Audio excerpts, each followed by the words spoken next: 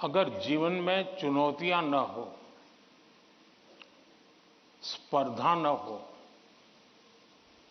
तो फिर जीवन बहुत ही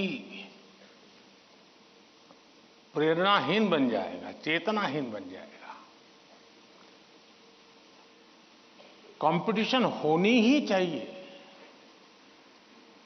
लेकिन जैसे एक सवाल में पूछा कालीकट से बच्ची ने, हेल्दी कंपटीशन, इसलिए कंपटीशन हेल्दी होना चाहिए। अब आपका जो सवाल है वो जरा डेंजर है और वो मुझे चिंता कराता है। शायद मुझे भी इस परीक्षा पे, चर्चा पे इस प्रकार का सवाल पहली बार आया है। देखिए, कभी कभी इस प्रवृत्ति का जहर, ये बीज पारिवारिक वातावरण में ही बो दिया जाता है।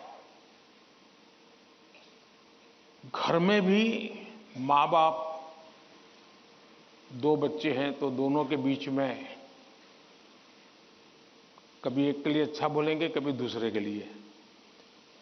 तो कभी उन दो भाई बहन में भी, या दो भाई में भी, या दो बहनों में भी, देखिए माँ ने उसको तो ये कह दिया और मुझे ऐसा कह दिया।